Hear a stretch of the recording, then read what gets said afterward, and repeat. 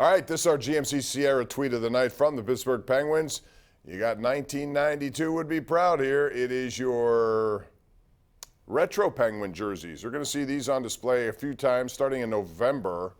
Going back to the different color penguin and different nose penguin and the different penguin. And I like that to some degree, but I liked, Andrew, the uniforms they wore tonight with the diagonal Pittsburgh spelled out. I've always liked those uniforms. They had them tonight, and I think they played well. It suited them well. Let's just put it that way.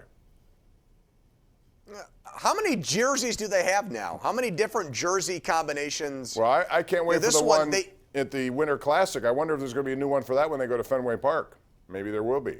Are you going to go up for that game? I hope so. I'm anxious to see that, aren't you? Do you want to go up together? Make a trip of it? I know some nice restaurants we can go to. The Boston's North Side has some exquisite Italian restaurants, Bob. Let's do it. I'd love to do it. I'm anxious. I hope we do it as an assignment here. If not, I'll make sure that I'm there. So especially since you now enticed me with those restaurants.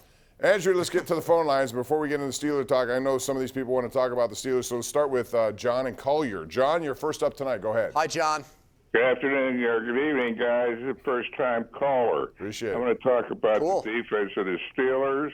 And after the Buffalo game, there was comments made about no one in the defense played very well.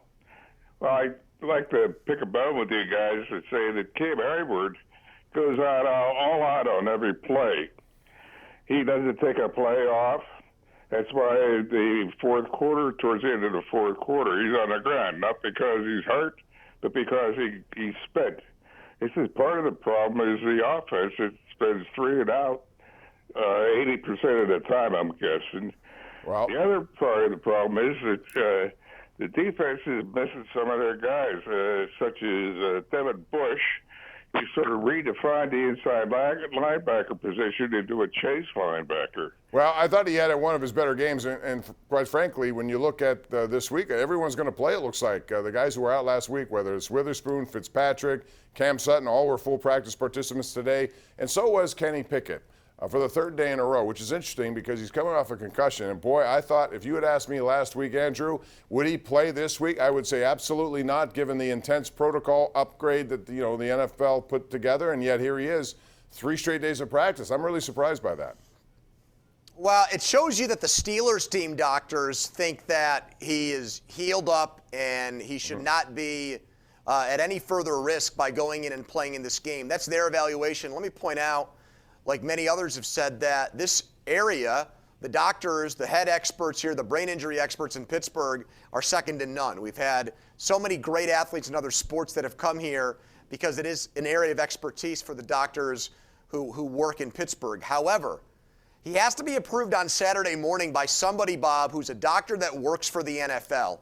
And that's why I'm still concerned about Pickett playing. Because that doctor, the same type of doctor that got fired for the back diagnosis on Tua. There were a couple of independent neurologists that got canned in the aftermath of the Tua situation. Bob, that guy's or that woman has a lot on the line Saturday approving and giving Kenny Pickett the green light to play.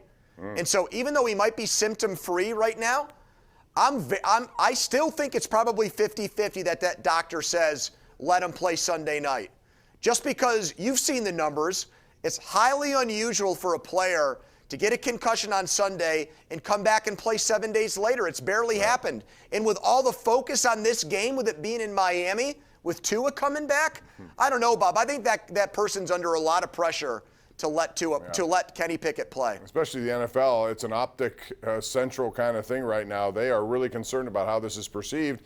And Tua Tagovailoa had to miss 2 weeks. And even this week, we saw his press conference where he said, I don't remember anything when I got hit the second time. Yep. He blanked out. He was unconscious. And you saw those pictures of his hands. And boy, that was scary to see. So he's going to be back. And you're right, they're under a lot of pressure. We'll see. But so far, so good for Kenny Pickett as he took the snaps today.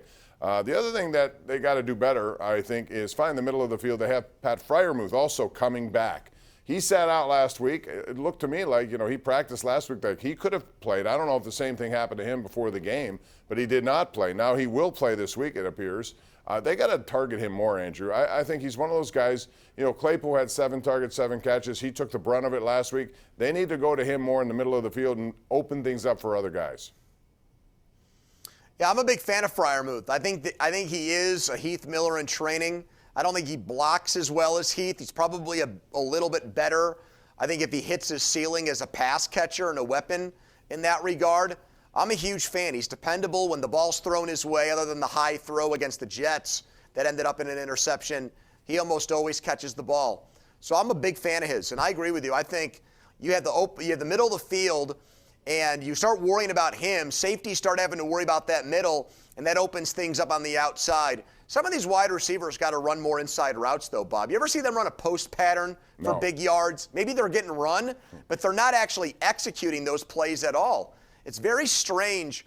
I think overall there's a baseline concern by Mike Tomlin and Matt Canada that they think if they throw it over the middle of the field, too many bad things can happen. And they've got to trust Kenny Pickett to make plays. That's why they drafted him, not to play it safe, but to be a guy that delivers big plays. Yeah. I like shallow slants and also deeper slants, too, in the middle of the field behind some of the inside linebackers. Let's go out to Jim in Ohio, who joins us right now on the fan. Hello, Jim. On the hotline on Borders and Borders. What's up, Jim? Hey, thanks for having me on the show, guys. Anytime. Yep. Hey, I'm calling about Calvin Austin. What is the deadline for him to come off of the, practice Soon. squad, not practice squad, injury reserve? And if they don't do it, he's going to be out for the year, which is surprising to me because I thought, now we haven't seen him all preseason. We haven't seen him since now he's returned to practice. But my understanding is he's not going to play this week, and I wonder what that means for him, Andrew.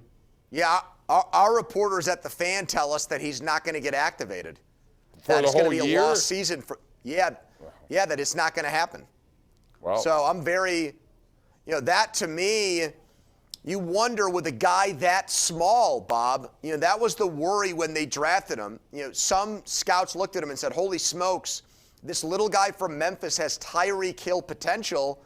But I've seen him in person. I've been around him. He's a great kid. But he is so tiny. He is so small. And you just wonder with those guys, once they get hit a few times and get hit by bigger NFL athletes, is that going to affect their speed, their durability, their longevity? And for little Calvin Austin, this is not a good start to his NFL career. let's go to Al in Pittsburgh, who joins us right now on the Borders and Borders hotline. Hi, Go ahead, Al. Al. Gentlemen, how you guys doing? Good, thanks. Hey, man. Hey, Pony, I got a question for you. You know how everybody is upset with the Pirates and their spending habits and trying to get nutting out of town? Well, let me ask you this. Isn't the best way to attack nutting is real simple, is sponsors? If you get the sponsors to leave, that might play nutting's hand. What do you think about that, Pony? Thanks, guys. You guys have a great night. You too. Baseball's created a world where these owners in small markets, in every market, but especially the small markets, they're getting money, Bob, through the TV deals and through the revenue sharing that takes place. So, yeah, tickets sold and suites and sponsors locally, yeah, you add all that up, it is a nice chunk. But the way that the money gets spent, that gets shared in certain areas, not the local TV contracts, but the national TV deals, basically the Pirates' salary is already paid for. Yeah. With those Without deals, doing Bob. a thing, right.